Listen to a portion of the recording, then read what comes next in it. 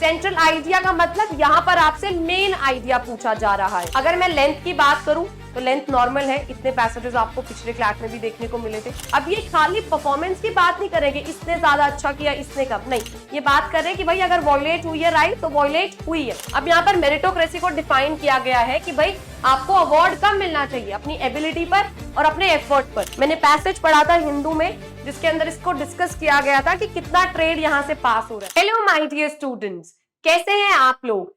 जैसे कि हम सैंपल पेपर 1 सॉल्व कर चुके हैं और हम ये एक एनालाइज कर चुके हैं कि भाई किस तरह के क्वेश्चन आ सकते हैं। वैसे तो क्लैट 2025 डिकोड करना बहुत मुश्किल है और बहुत ही फ्रिस्की टास्क भी है क्योंकि पैटर्न चेंज होते रहते हैं। अब मैं आपको ये नहीं बता सकती हूँ कि पेपर इजी आएगा, मॉडरेट आएगा, लेंथी आएगा, एंटीसिपेटेड क्वेश्चंस देखने को मिलेंगे या बिल्कुल ही ऐसे क्वेश्चंस आ जाएंगे जो आपने शायद पहले नहीं सॉल्व किए हो।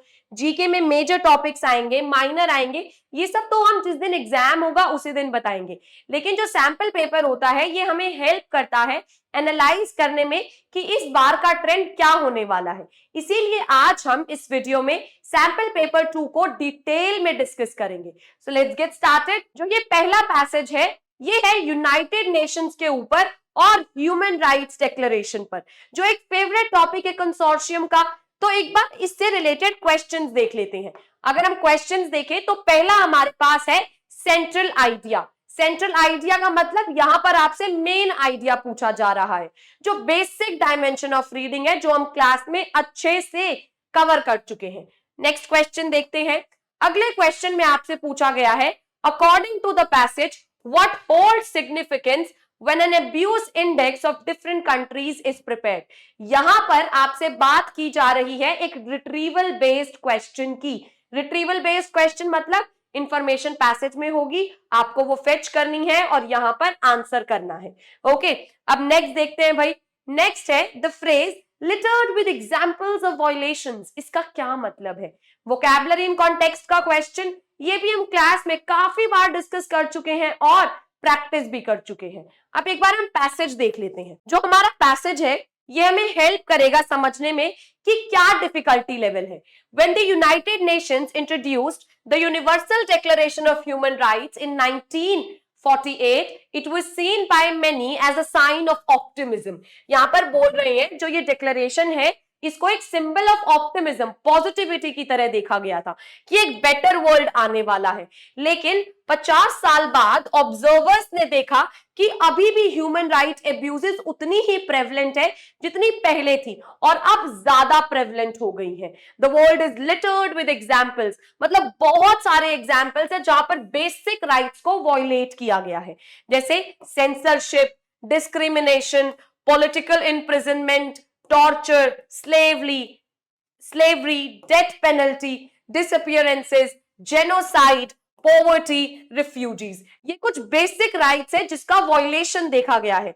The rights of women, children and other groups in society continue to be ignored in atrocious ways। यहां पर आपके पास वल्नरेबल पार्ट ऑफ सोसाइटी के बारे में डिस्कस किया जा रहा है और आपको बोला जा रहा है कि जो विमेन और चिल्ड्रन की राइट्स है और भी बहुत सारे ग्रुप्स है उनको तो बहुत ही बुरे तरीके से इग्नोर किया जा रहा है।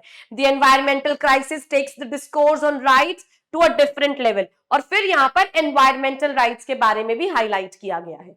In 1998 as the declaration celebrated its 50th birthday, the Observer newspaper in Britain published a poll called the Human Rights Index, which it described as the World Cup that no country wants to win.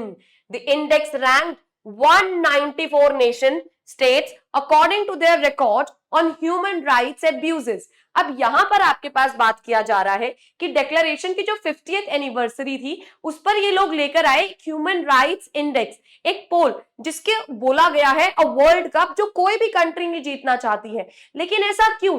यहां पर ये बात कर रहे हैं 194 Nations की जिन्होंने इन्हें रैंक किया है और जो रिजल्ट्स हैं वो बहुत ही इंटरेस्टिंग थे। Algeria took first prize ahead of North Korea. United States featured in 92nd place. The United Kingdom won 41st. Then Russia 32nd. And then China 10th. The poll was based on point system जो allocate किए गए थे countries को किन चीजों पर? Torture, capital punishment, political prisoners, disappearances, denials of basic rights, जो अभी हम डिस्कस कर रहे थे. The totals were then adjusted according to the Human Development Index, which measures countries in terms of their level of economic and social development. Other attempts to rank countries featured on the website of the Guardian newspapers. This list featured a slightly different set of indicators. अब इस newspaper पर दूसरे तरह के indicators देखने को मिले हैं and slightly simpler ranking system. On this occasion, यहां पर बात की जा रही है डेमोक्रेटिक रिपब्लिक ऑफ कोंगो, जिसको फर्स्ट प्लेस मिला है, ठीक है, with its neighbour Rwanda. Russia and US, इनकी शेयर्ड पोजीशन है 62, यूनाइटेड किंगडम की 12th और चाइना की भी 12th. ठीक है, अब यहां पर both indexes provide only a guide to the state of human rights in the world today. No country can afford to be complacent about its performance on such a scale. अब ये यहां पर बात कर रहे हैं किसकी? एक दूसरे इंडेक्स की, जिसने अलग तरीके की रैंकिंग सिस्टम लेकर आए हैं, जो उसको सिंपल बोला गया है. राइट, आगे बढ़ते हैं. Campaigning organisations such as Amnesty International are usually hesitant to rank countries in this way because it detracts from the central issue. It is not how you perform compared to other countries that matters, but the fact that you have violated human rights at all. यहां पर ये लोग comparison नहीं कर रहे हैं, यहां पर ये लोग देखते हैं कि भाई अगर आपने राइट को वायलेट किया है तो वायलेट किया है. यहां पर ये लोग कंपैरिजन नहीं करेंगे इसने ज्यादा किया है इसने कम किया है. Right, nevertheless the indexes allows us to ponder, to think the enormity of our task as students and activists concerned with human rights. These lists are also informative as much because of what is not ranked as for what is. अब यहां पर ये clearly ranking system के बारे में discuss कर रहे हैं और इंफॉर्मेशन के. ठीक है, अब हम सीधा क्वेश्चंस पर आते हैं. भाई अगर मैं लेंथ की बात करूं तो लेंथ नॉर्मल है, इतने पैसेजेस आपको पिछले क्लास में भी देखने को मिले थे.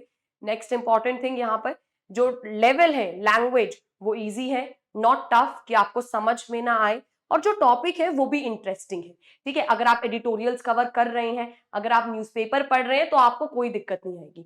यहां देखो सेंट्रल आइडिया, यहां पर सेंट्रल आइडिया क्या है? यहां पर सेंट्रल आइडिया है ह्यूमन राइट्स का एब्यूज और कैसे उसको इंप्रूव किया जा सकता है, और ह्यूमन इंडेक्सेस, मतलब इंडेक्सेस की बात की जा रही है. देखो सबसे लास्ट वाला पढ़ो, डिफरेंसेस बिटवीन डेवलप्ड अंडरडेवलप्ड कंट्रीज. ये एक खाली सपोर्टिंग डिटेल है तो इसको हम एलिमिनेट कर देंगे. Next, ignorance towards the right of women, ये भी खाली सपोर्टिंग डिटेल है तो एलिमिनेट हो जाएगा. Next, existence of incidents of imprisonment, inequalities and torture and many such mishaps, ये भी सपोर्टिंग डिटेल है, ये मेरा मेन आइडिया नहीं है. It is very important for you to distinguish between supporting and main idea. Main idea होता है जो रिकरेंट है पूरे के पूरे पैसेज में. ठीक है, पहली चीज ये सारी की सारी सपोर्टिंग आइडियाज डिटेल्स उसके इर्द गिर्द घूमती हैं. कहने के लिए मेन आइडिया एक अम्ब्रेला टर्म की तरह है जिसके अंदर मेरे सभी की सभी सपोर्टिंग डिटेल्स फिट बैठती हैं. ठीक है, चलिए अगला देखते हैं. अगला क्वेश्चन है पैसेज के अकॉर्डिंग क्या सिग्निफिकेंस है when, what holds significance when an abuse index of different countries is prepared.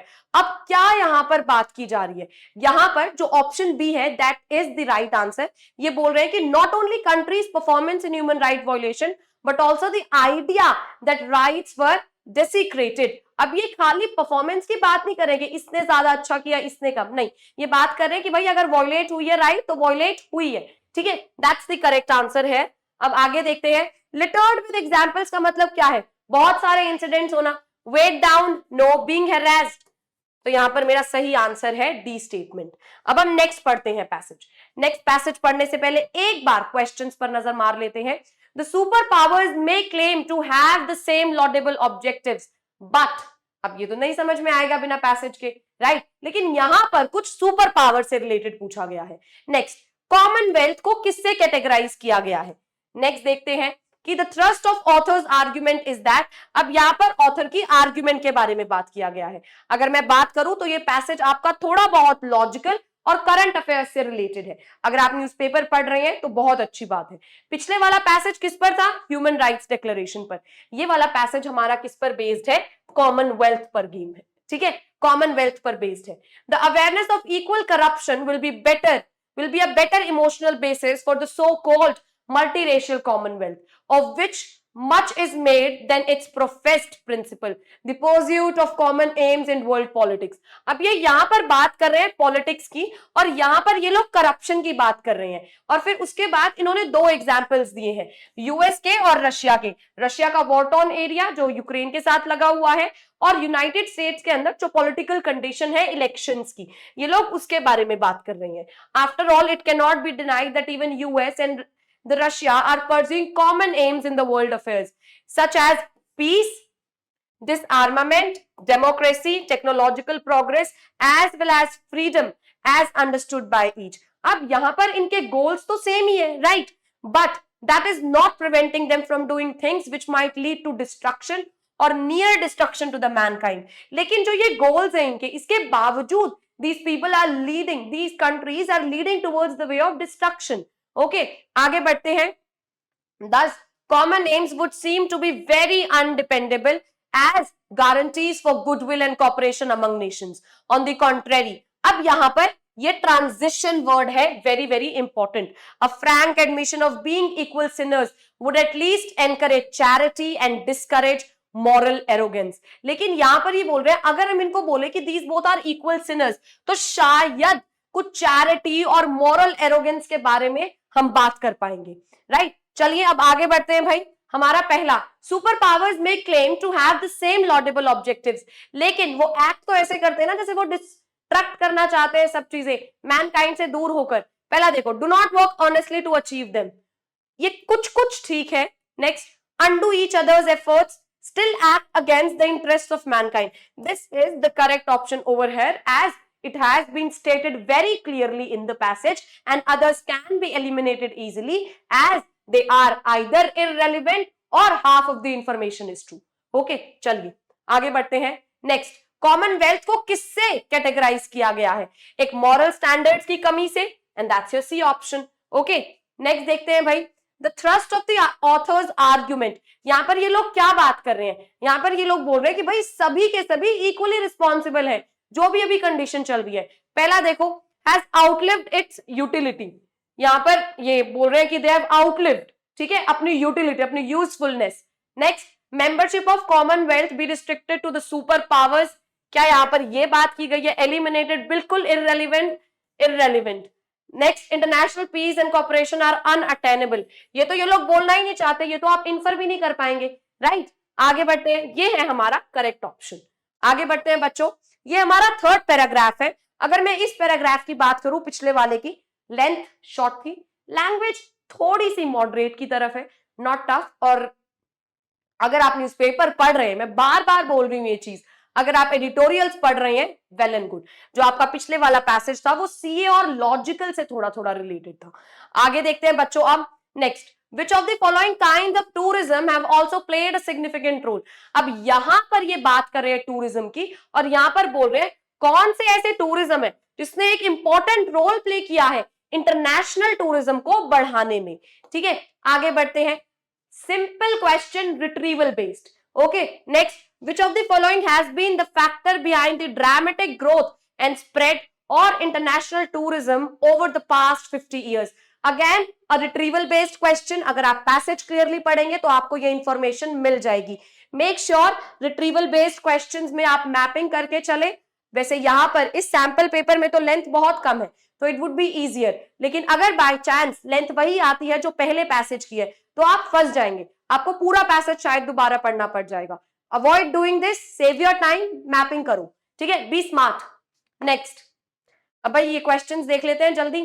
The dramatic growth and spread of international tourism, ये किसके ऊपर बेस्ड है पैसेज? ये मेरा टूरिज्म पर बेस्ड है। आगे बढ़ते हैं, over the past 50 years has been driven by a variety of factors। अब ये बोल रहे हैं इंटरनेशनल टूरिज्म पिछले 50 साल से बहुत सारे फैक्टर्स पर डिपेंडेंट है। Typically increases in wealth and free time and technological advances in transport. सबसे पहले बात कर रही है इंक्रीज इन वेल्थ, दूसरी बात हो रही है यहाँ पर फ्री टाइम की, तीसरी बात हो रही है यहाँ पर टेक्नोलॉजिकल एडवांसेस जो ट्रांसपोर्टेशन में किए गए हैं, are considered to be the principal influences जिसने इन्फ्लुएंस किया है टूरिज्म की डेवलपमेंट को।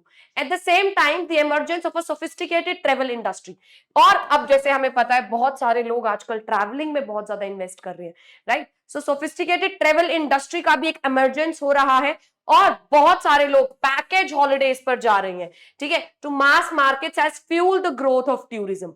Next, however, of particular relevance to developing countries, the nature of tourism demanded, however, of the particular relevance to the developing countries, the nature of the tourism demand has also changed and evolved over the past 20 years. Although the standardized sun, sea, sand package holiday remains the most popular. अब बोल रहे हैं sun, sea, sand, जहां पर तीनों mixed है, ये अभी भी सबसे ज्यादा पॉपुलर है टूरिज्म में. However, the growth and demand for cultural tourism, adventure tourism, heritage tourism, eco-tourism, and more generally, an expansion of long haul tourism have also played a significant role, जो हमारा इंटरनेशनल टूरिज्म को promote करता है. ये question पूछा गया है, सीधा क्वेश्चन पर आओ. कौन कौन से टूरिज्म है? कल्चरल भी है, हेरिटेज भी है, इको भी है. आंसर हो जाएगा ऑल ऑफ द अबव. आगे चलते हैं. नेक्स्ट, अब ये बोल रहे हैं इनमें से क्या फैक्टर है कि एकदम बढ़ी है. पहली चीज वेल्थ बढ़ी है, मेंशन्ड है, रिट्रीवल बेस्ड. फ्री टाइम भी है, टेक्नोलॉजिकल एडवांसमेंट भी है जो ट्रांसपोर्टेशन में आई है. तो यहां पर भी आंसर हो जाएगा मेरा ऑल ऑफ दीज. आगे बढ़ते हैं बच्चों. अब ये एक हमारे पास पैसेज है और यहां पर हमारा पहला क्वेश्चन ये है. According to the passage, what does deepening of democracy mean in the western context. यहां पर आपसे पूछा गया है डीपनिंग ऑफ डेमोक्रेसी का क्या मतलब है. Vocabulary in context question, basic dimension, very easy. Next, greater democratization in India has not necessarily led to. अब ये factor based है. Next, what is silent revolution that has occurred in the Indian democratic process? आगे बढ़ते हैं. चलो next आ गया भाई. अब जैसे कि हमने देखा, जो बिल्कुल फेवरेट टॉपिक है कंसोर्शियम ने, उसने उस पर पैसेजेस दिए. पहला United nation human rights declaration, जो हमारा दूसरा पैसेज था कॉमनवेल्थ पर, तीसरा वाला पैसेज टूरिज्म पर. अब चौथा पैसेज देखते हैं. चौथा पैसेज मेरा किस पर बेस्ड है? डेमोक्रेसी पर बेस्ड है, ठीक है. और ये पढ़ने में काफी मजे आएंगे. देखते हैं. लेंथ शॉर्ट है सभी की, बाकी अभी पेपर में देखते हैं भाई क्या ट्रेंड सेट होने वाला है. In a typical western liberal context, deepening of democracy invariably leads to consolidation of liberal values. यहां पर ये बोल रहे हैं, अगर हम वेस्टर्न लिबरल कॉन्टेक्स्ट की बात करें, किसकी? मेक श्योर आप पहली लाइन को अच्छे से पढ़े, क्योंकि वो आपको इंट्रोड्यूस करती है पैसेज में और वो बहुत सारी इनसाइट्स देती है पैसेज के बारे में. तो आप पहले लाइन को तो फोकस करके पढ़िए और मार्क भी करें. वेस्टर्न लिबरल कॉन्टेक्स्ट के हिसाब से डीपनिंग ऑफ डेमोक्रेसी का मतलब क्या है? Consolidation of the liberal values, मतलब लिबरल वैल्यूज का बढ़ना, ठीक है. In the Indian context democratisation is translated into greater involvement.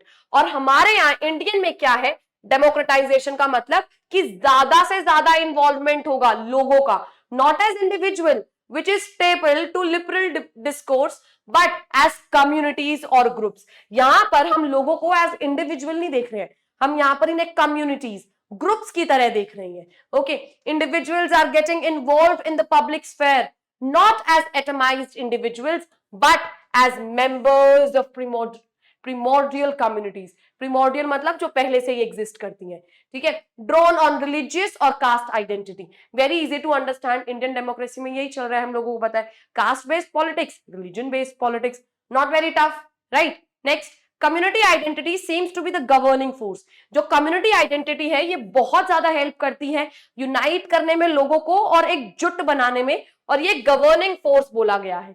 It is not therefore surprising that the so-called peripheral groups continue to maintain their identities with reference to the social group, caste, religion or sect to which they belong while getting involved in the political process, despite the fact that their political goals remain more or less identical.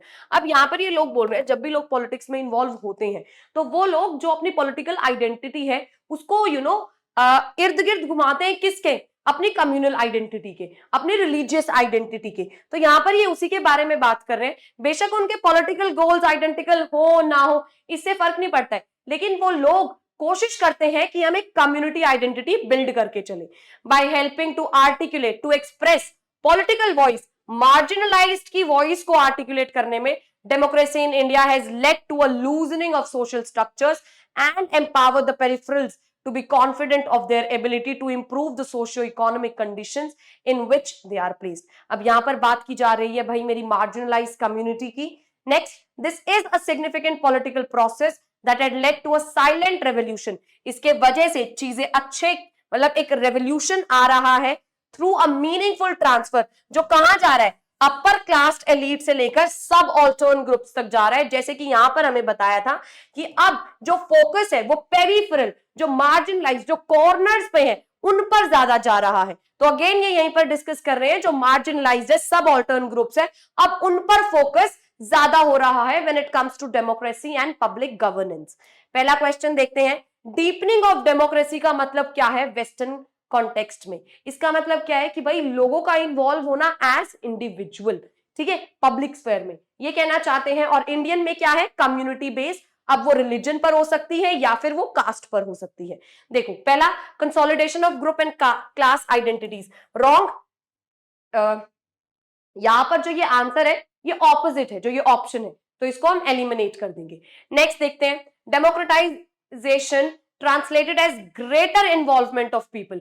यहां पर involvement की तो बात इन्होंने मतलब normally की है not in the reference. Okay तो यहां पर ये नहीं होगा. अगर आप यहां पर जाते हैं यहां पर ये बोल रहे हैं कि इसका मतलब है कंसोलिडेशन ऑफ लिबरल वैल्यूज जहां पर एटम्स है और यहां पर ग्रेटर इन्वॉल्वमेंट की बात किसमें की गई है इंडियन कॉन्टेक्स्ट में as you know proper communities. Okay तो यहां पर ये भी एलिमिनेट हो जाएगा. नेक्स्ट देखते हैं. Democratisation as greater involvement of atomised individuals. ये होगा मेरा सही आंसर जहां पर ये बोल रहे हैं कि भाई लोग इंडिविजुअल आइडेंटिटी क्रिएट करने की कोशिश करते हैं जब पब्लिक स्फेयर में आते हैं और इंडिया में ऑपोजिट होता है कम्युनिटी बेस्ड. ठीक है ये बेसिक यहां पर बताया गया है तो यहां पर आंसर होगा मेरा सी स्टेटमेंट. अब नेक्स्ट पढ़िए. Greater democratisation in India has not necessarily led to. क्या नहीं हुआ है देखो. पहला dilution of caste and communal identities. Dilute कैसे होंगे जब लोग अपने आप को रिप्रेजेंट कर रहे हैं कम्युनिटी बेस पर. तो यहां पर ये होगा मेरा करेक्ट आंसर क्योंकि यहां पर नॉट नेसेसरली लिखा हुआ है. ओके चलिए आगे बढ़ते हैं. What is silent revolution. Silent revolution यहां पर किसको बोला गया है. पैसेज पर जाते हैं. यहां पर साइलेंट रेवोल्यूशन टर्म कहां यूज हुआ है. ये रहा साइलेंट रेवोल्यूशन. किसको बोल रहे हैं कि भाई पावर का ट्रांसफर हो रहा है अपर से किसके पास सब ऑल्टर्न ग्रुप्स के पास. अब देखते हैं कहां ये आंसर है. पहला है हमारे पास irrelevance of caste and class hierarchies in political processes. गलत. ये तो बहुत इंपॉर्टेंट है. ये बिल्कुल ऑपोजिट बोल रहा है इसको एलिमिनेट कर देंगे. Loosening of social structures in voting behaviour and patterns again wrong. Next social change लाना ट्रांसफर ऑफ पावर में अपर से सब ऑल्टर्न. ये मेरा आंसर हो जाएगा सी स्टेटमेंट. अब भाई नेक्स्ट पैराग्राफ. अब अगर मैं नेक्स्ट पैराग्राफ की बात करूं तो यहां पर बात की जा रही है किसकी मेरिटोक्रेसी की. और ये क्यों बात की जा रही है इसका अगर आप न्यूज़पेपर में पढ़ रहे हैं तो सुप्रीम कोर्ट है जो यूएस के उन्होंने बोला है कि भाई कोई भी एडवांटेजेस नहीं दिए जाएंगे यूनिवर्सिटी एडमिशंस में. लेकिन हमारे यहाँ सुप्रीम कोर्ट ने बोला है कि जो एससी है ठीक है वो होमोजेनस हिट्रोजेनस वाला केस आप थोड़ा सा ध्यान रखें. ठीक है और हमने एक कोर्ट ट्रायल भी किया था पीडब्ल्यू पर आप वो भी देख सकते हैं उसको समझने के लिए. ठीक है चलिए भाई आगे बढ़ते हैं. पहला क्वेश्चन एक बार देख लो. With reference to the above passage, the following assumptions have been made. क्या assumptions लिए जा सकते हैं. नेक्स्ट देखते हैं. Passage seems to argue. क्या बोल रहा है पैसेज. अब ये हमारे आगे करंट अफेयर्स जीके शुरू हो जाता है. अगर मैं लेंथ की बात करूं तो भाई लेंथ शॉर्ट ही है. ठीक है और जो लैंग्वेज है वो भी इजी टू मॉडरेट है. लैंग्वेज टफ तो बिल्कुल भी नहीं है. और मैं अगर बात करूं जो क्वेश्चंस आपको प्रैक्टिस किए जा रहे हैं ना और जो आपके मॉक टेस्ट में क्वेश्चंस आ रहे हैं वो इससे तो टफ लैंग्वेज के ही हैं. और जो क्वेश्चंस इस सैंपल पेपर में कवर हुए हैं involving main idea supporting detail assumptions ठीक है ये सब हम कवर कर चुके हैं तो आपको कॉन्फिडेंट फील करना चाहिए. चलो पढ़ते हैं. Meritocracy the idea that jobs and rewards should be distributed according to the ability and effort.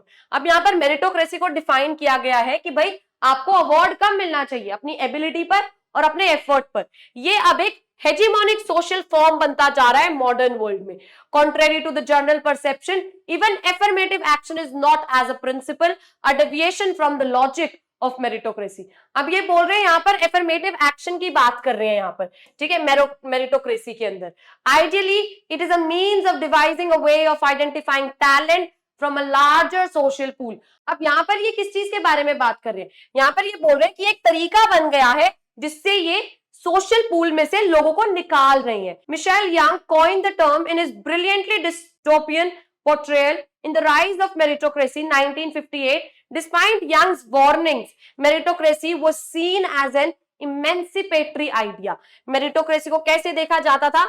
As an emancipatory idea, the very embodiment of equality of opportunity. कि भाई लोगों को इक्वालिटी होनी चाहिए, लोगों के पास इक्वल अपॉर्चुनिटीज देने चाहिए. लेकिन जब हम बात करते हैं एफर्मेटिव एक्शंस की, रिजर्वेशंस की, तो प्रॉब्लम कुछ और है, राइट? चलिए, careers would be open to talent, not the lottery of birth. The most productive citizens would be rewarded, not aristocratic slackers. What one does would become more important than who one is. Some conception of ability, intelligence plus effort became the new currency of meritocracy. अब ये यहाँ पर किसके बारे में बात कर रहे हैं? ये मेरिटोक्रेसी को एक्सप्लेन कर रहे हैं, ठीक है. और यहाँ पर आपके पास बात की गई है, ये मेरिटोक्रेसी के अंदर बोलना चाहते हैं जो भी रिजर्वेशन के नेगेटिव में आर्ग्यूमेंट्स जाते हैं उसको डिस्कस किया गया है. यहाँ पर ये लोग बोल रहे हैं कि जो मेरिटोक्रेसी है वो एक ऐसा आइडिया है जिसके अंदर हम बात करते हैं कि भाई सबके पास समान अधिकार होना चाहिए, इक्वल अपॉर्चुनिटीज मिलनी चाहिए, ठीक है. पहली चीज तो ये. दूसरी चीज यहाँ पर बोल रहे हैं कि जो हमारे करियर है उनको भाई ओपन रखना चाहिए टैलेंट को, ना कि सिर्फ बर्थ बेस्ड हो. ये इंपॉर्टेंट नहीं है कि आप कहाँ पैदा हुए, आप कौन है. ये इंपॉर्टेंट है कि आपकी एबिलिटी क्या है, इंटेलिजेंस क्या है और आप कितना एफर्ट डालते हैं, ठीक है. चलिए, with reference to the above passage the following assumptions have been made. पहला, inspired by meritocratic ideal, many people are committed to a view of hierarchies of money and status. क्या यहां पर यह बोला गया है कि भाई मेरिटोक्रेसी के अंदर मनी और स्टेटस मायने रखता है? नहीं, यहां पर एबिलिटी की बात की गई है, तो ये तो रॉन्ग है. Next, instead of being an ideology of emancipation, equality and self discovery, meritocracy reflects a new form of oppression.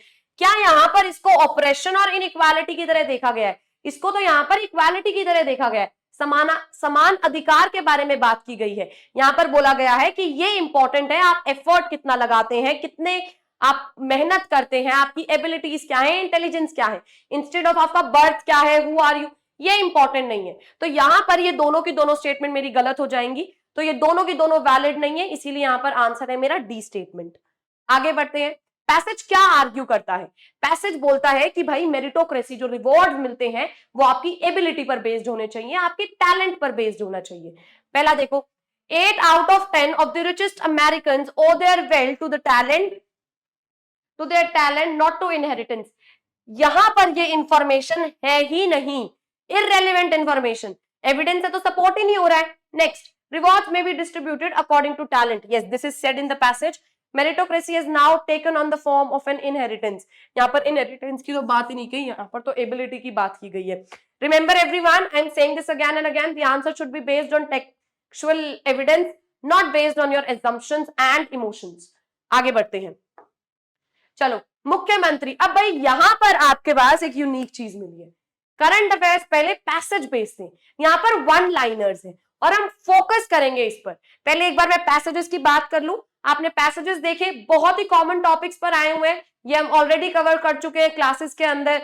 आपकी जितनी भी डाउट क्लासेस हो रही हैं उनके अंदर बहुत ही इजी टॉपिक्स है, एडिटोरियल बेस्ड है. और अगर मैं लेंथ की बात करूं, पहला पैसेज लंबा था, बाकी सभी शॉर्ट है, लैंग्वेज भी इजी है और जो क्वेश्चंस पूछे गए हैं वो भी नॉर्मल क्वेश्चंस है, कुछ ऐसा नया देखने को नहीं मिला है.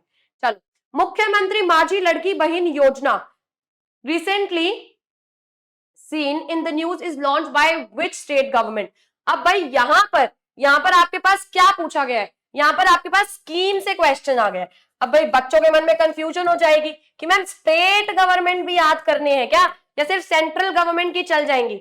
भाई आपको अंकिता मैम बहुत अच्छे से कवर करा रही है, तो मैम कुछ सेंट्रल भी करा रही है, स्टेट भी, तो जो भी मैम आपको डिस्कस कर रही है आपके साथ वो बहुत इंपॉर्टेंट है. यहाँ पर आपके पास आंसर है महाराष्ट्र. ओके, चलिए आगे बढ़ते हैं. नेक्स्ट देखते हैं, what is the primary objective of New India Literacy Programme? Again scheme based NILP का क्या है प्राइमरी मोटिव? इसका प्राइमरी मोटिव है कि भाई स्टेट और यूनियन टेरिटरीज को हेल्प करेंगे लिटरेसी को बढ़ाने में। किसके अंदर? Non literates aged 15 and above, जो 15 साल से ऊपर नॉन लिटरेट्स हैं उनको लिटरेट बनाया जाएगा, ठीक है, स्टेट्स और यूटीज में। तो यहाँ आंसर है मेरा D statement. Again schemes based question, तो भाई ये टिक मार्क कर लो, आपको ये कवर करके जाना ही है। ओके चलिए आगे। Recently which state has become the first in the country to give money to girls to buy sanitary napkins? Madhya Pradesh is the answer, right. ये तो काफी न्यूज में था, तो इसका आंसर सी है। आगे बढ़ते हैं भाई। नीला कुरिंजी प्लांट, अगर आप इंस्टाग्राम यूज करते हैं ना, आपने खूब पिक्चर्स देखी होंगी, क्योंकि मैंने तो इसकी भाई खूब पिक्चर्स देखी है। कहां पाया जाता है? वेस्टर्न घाट्स के एरिया पे। तो ये बिल्कुल ठीक, यहां पर आंसर हो जाएगा मेरा बी स्टेटमेंट। आगे करते हैं। अमन शेरावत पेरिस ओलंपिक्स में देखे गए। अगर आप लोगों ने हमारी क्विज देखी है, राइट, तो उसमें भी ये क्वेश्चन था। तो अमन शेरावत कौन से गेम से रिलेटेड है? रेसलिंग के से, ठीक है। चलिए आगे बढ़ते हैं। Next, M pox monkey pox अभी न्यूज में है। Caused by which pathogen? किससे होता है? कौन? तो इसका आंसर है मेरा वायरस। ये भी न्यूज में काफी था, मैंने काफी एडिटोरियल्स पढ़े हैं इसके। आगे बढ़ते हैं। What is Waqf? WAQF क्या है ये? भाई ये भी हमारा न्यूज़पेपर में काफी डिस्कस किया गया है, राइट। तो क्या है ये वो प्रॉपर्टी है जो डेडिकेट कर दी जाती है किसको? भगवान के नाम पर, रिलीजियस और चैरिटेबल पर्पसेस के लिए। इस पर भी अभी खूब सारा मामला चला है न्यूज़पेपर में, ये भी खूब लंबे तक हुआ है, तो ये आपको पता होगा। Next, Aden bridge. अब भाई यहां पर अगर मैं बात करूं, ठीक है, ये भाई अमन शेरावत, ये स्पोर्ट्स गेम्स से रिलेटेड क्वेश्चन आ गया है। यहां पर अगर मैं बात करूं, ये न्यूज़पेपर में बहुत आपने देखा होगा, बहुत ही ज्यादा करंट की न्यूज है। एमपॉक्स ये भी बहुत करंट की न्यूज है। वक्फ ये भाई आपको जुडिशियल ट्रेंड्स तो देखने ही है। नेक्स्ट, ये थोड़ा बच्चों को कंफ्यूजिंग लगेगा, राइट, लेकिन एडम्स ब्रिज अगर आपने न्यूज़पेपर में पढ़ा था तो इससे रिलेटेड ये कुछ ट्रेड और इंटरनेशनल रिलेशन से बेस्ड है। मैंने पैसेज पढ़ा था हिंदू में जिसके अंदर इसको डिस्कस किया गया था कि कितना ट्रेड यहां से पास हो रहा है। तो यहाँ आंसर होना चाहिए गल्फ ऑफ मन्नार और पाक स्ट्रेट। ओके चलो। Which country is partnering with India to develop National Maritime Heritage Complex in Lothal, Gujarat? इसका आंसर है वियतनाम। अगेन इंटरनेशनल रिलेशन से आपके पास आ गया है क्वेश्चन। नेक्स्ट देखो, which company has launched the Health Sathi plan priced at 35 per month for its merchant partners? Paytm is the answer. चलिए भाई आगे बढ़ते हैं। Next, which organization has launched संपूर्ण अभियान, जो किसके ऊपर एम करता है? होलिस्टिक डेवलपमेंट, जो भी हमारे चैलेंजिंग एरियाज है उनकी। तो ये नीति आयोग का है, तो यहां पर आंसर हो जाएगा बी। पास जो नेक्स्ट क्वेश्चन है वो है नमो ड्रोन दीदी स्कीम किस पर बेस्ड है? ये स्कीम है भाई, विमेन को ड्रोन्स प्रोवाइड करे जाएंगे एग्रीकल्चर सेक्टर में, ठीक है, ताकि उनको एम्पावर किया जाए। तो यहाँ आंसर है मेरा डी स्टेटमेंट। नेक्स्ट बढ़ते हैं। कहां है हेडक्वार्टर्स? ये भाई फूड एंड एग्रीकल्चरल ऑर्गेनाइजेशन के, रोम में। ये भी आपने न्यूज़पेपर में पढ़ा होगा जरूर। Next, which community is the largest? ये थोड़ा सा मुझे ना क्वेश्चन नया लगा, क्योंकि भाई यहां पर आ गई है आपकी स्टैटिक जीके, और बहुत सारे बच्चे अब बोलेंगे कि मैम स्टैटिक जीके कहां से कवर करें। तो आपको दो पोर्शंस कवर करने हैं। आपको एक तो कवर करना है मेरा पॉलिटी स्टैटिक, और एक आपको करनी है मॉडर्न हिस्ट्री, ठीक है। इसके अलावा आपको कुछ पोर्शंस ज्योग्राफी के भी कर लेने चाहिए, ठीक है, क्योंकि जो ये क्वेश्चन है शेड्यूल्ड ट्राइब का, भाई ये वैसे तो पॉलिटी से रिलेटेड है, लेकिन ये ज्योग्राफी में भी डिस्कस किया गया है, ओके, कि कौन सी सबसे बड़ी ट्राइब है वो क्वेश्चन। तो आप ये तीन चीजें तो जरूर कवर करके चले। तो यहाँ आंसर मेरा क्या हो जाएगा? भिल्स। चलिए नेक्स्ट देखते हैं। In India up to what age are working children classified as child labour? 14 साल तक। Very easy question, direct polity based, C. अगला देखते हैं। Which two states are collaborating to develop Shri Krishna गमन पथ, a new religious circuit? यहां पर मध्य प्रदेश और राजस्थान है मेरा आंसर। नेक्स्ट देखते हैं। कौन सी कंट्री अभी अफेक्ट हुई थी टाइफून शनशान रिसेंटली? तो भाई यहां पर मेरा आंसर है जापान, ठीक है।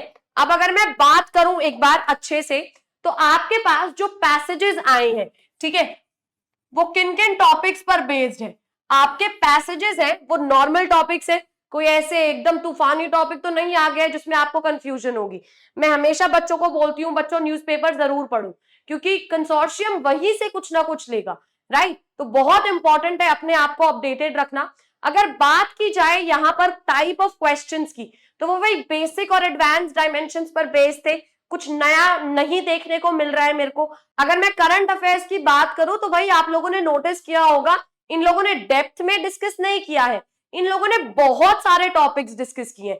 तो बहुत इंपॉर्टेंट है आप ये स्कीम्स, इंटरनेशनल रिलेशंस, ये तो जरूर कवर करके जाइए। गेम्स एंड स्पोर्ट्स पर भी नजर मारे। वैसे आपको अंकिता मैम तो पढ़ा रही है, राइट? तो she is brilliant, she is going to help you with current affairs. जो मैम कवर कराती है वो जरूर रिवाइज करें और मैगजीन्स पढ़ते रहिए, वीकली और मंथली जो हम आपको दे रही हैं। That would be all. अगर बात करूं भाई पेपर सॉल्व करने के बाद बच्चों को कैसा फील होना चाहिए, तो भाई बच्चों को फील होना चाहिए बहुत बहुत कॉन्फिडेंट, क्योंकि कुछ भी नया देखने को यहां नहीं मिला है। I am saying this again and again, क्योंकि पैसेज की लैंग्वेज भी इजी है, टॉपिक्स भी बहुत कॉमन है। भाई यूएन वाला टॉपिक आ गया, ह्यूमन डिक्लेरेशंस आ गया, इसके अलावा हमारे पास पॉलिटीज डिस्कस कर ली है, मेरिटोक्रेसी डिस्कस कर ली है। जो भी न्यूज में हो रहा है, न्यूज में है, वही आ रहा है। और करंट अफेयर्स में भी मैंने तो यही नोटिस किया है, जो भी मैंने पिछले महीनों में न्यूज़पेपर पढ़ा है उसी से रिलेटेड कुछ ना कुछ आया। बाकी कुछ स्पेसिफिक है उसके लिए मैम आपको हेल्प कर ही देंगी। तो चलिए एंड करते हैं इस वीडियो को यही। अगर आपको कोई डाउट है, कोई क्वेश्चन है, कोई क्वेश्चन नहीं समझ में आया, तो आप लोग हमें जरूर बताइए। We are going to help you, okay? We are always there for our students. बाकी बहुत कम टाइम रह गया है, तो अपनी प्रिपरेशन को मजबूत करके चलिए, ठीक है? Confidence is the key, believe in yourself. जितनी प्रैक्टिस कर सकते हैं उतनी प्रैक्टिस करिए। एक और चीज जो मैं बच्चों को बताना चाहती हूँ, 2020 के अंदर कंसोर्शियम ने सैंपल पेपर्स निकाले थे और उन्होंने जो अपना एक्चुअल पेपर था उससे वो डेविएट हो गए थे सैंपल पेपर से। तो बहुत इंपॉर्टेंट है, आप खाली सैंपल पेपर को लेकर ना चलें, आप अपनी तैयारी को होलिस्टिक रखें, हर तरह के क्वेश्चंस प्रैक्टिस करें, easy, moderate, tough, lengthy. Question की लेंथ भी बहुत कम है, लेकिन क्या पता अगर पेपर में लॉन्ग आ जाए तो प्रॉब्लम होगी, राइट? तो it is very very important for all the students to practice all kinds of questions.